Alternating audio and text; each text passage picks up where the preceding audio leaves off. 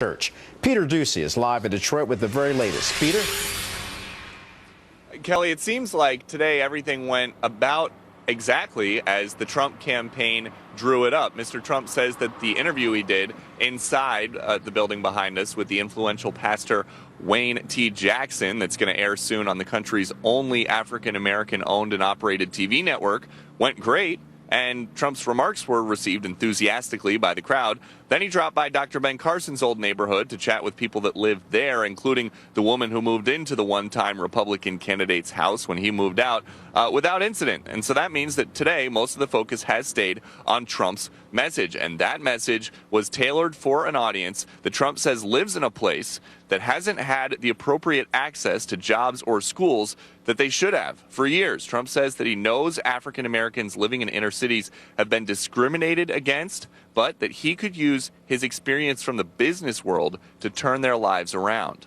We need a civil rights agenda for our time, one that ensures the rights to a great education, so important, and the right to live in safety and in peace, and to have a really, really great job, a good paying job, and one that you love to go to every morning. And that can happen. Kelly? All right, Peter Doocy reporting from Detroit. Thank you, Peter.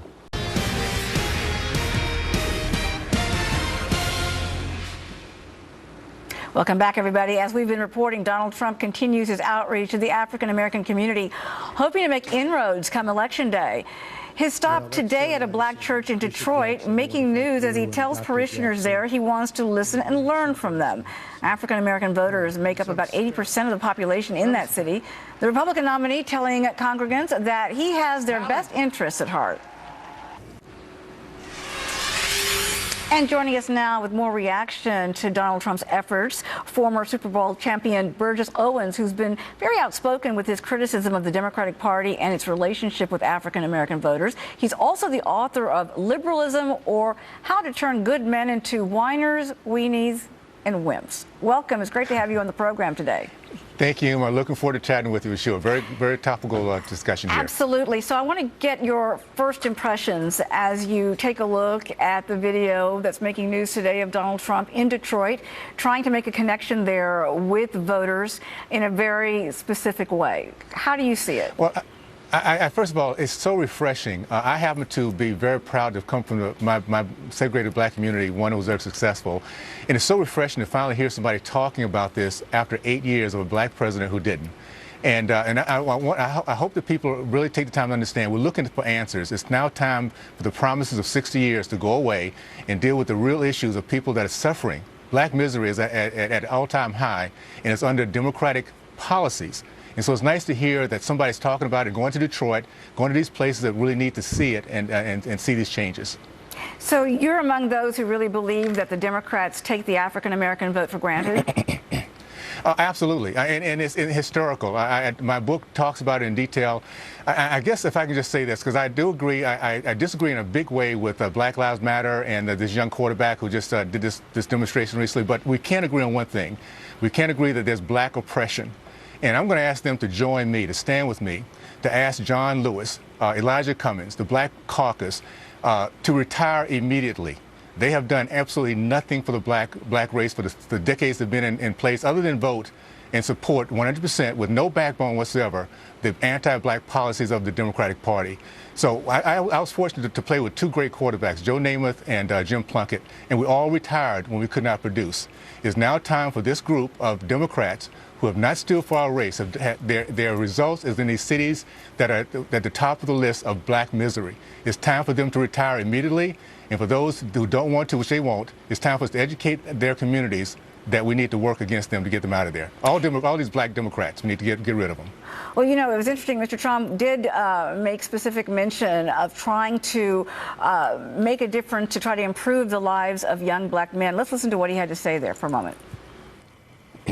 Nothing is more sad than when we sideline young black men with unfulfilled potential, tremendous potential. We're one nation, and when anyone hurts, we all hurt together, and that's so true. So true.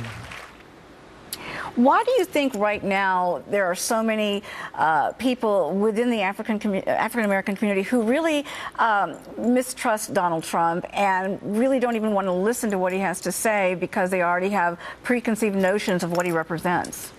Well, it's actually part of this is what the Democratic Party has done to our race. They've convinced us that it's okay for groupthink, for blacks to think with their skin. At the end of the day, we have right now 83% of black teen males that are unemployed across our country. 70% of black men forsake their family, leave their kids in marriage. Across the board, illiteracy is going through the roof. 93% of black men, people are being killed by black people. These are issues that we need to talk about, and it's not white people doing it to us. It's policies, and it's the policies of the Democrats. If we educate ourselves and understand that what these policies have done for decades, then we'll start to see where we are, and it's not because of white, rich Republicans. It's those who run the communities where this black misery is the highest. But doesn't criticism also have to go to the GOP? Because for so long, the GOP felt that it couldn't make any inroads at all, so it just decided to sidestep making some of those overtures because they felt like there was no way they could have any impact. You know, you just hit it on the head, and that's why my book talks about political free agency.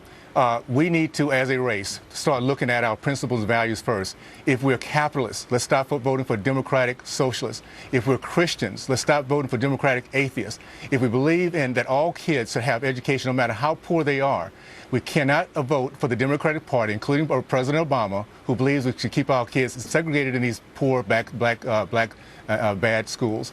And if we believe in the sanctity of life, it's time for us as a race, for those who believe this, to stand up and stop voting for these black and white Democratic Margaret Singers who believe our kids are nothing but weeds. We can pull our race back by being political free agents and make the Democratic Party and the Republican Party work for our vote, be accountable. We do that, we can not only, I think, bring our race back, but I truly believe that small minority, 28% of black Americans who feel the way I do, very patriotic, love our country, love our race, we can bring our country back at the same time. Burgess Owens, it's a pleasure to have you here today. Thank you so much for joining us with your insights. It's a great book, and I urge people to check it out. Thanks so much, and take good care. Thank you. A real pleasure. Thank you so much.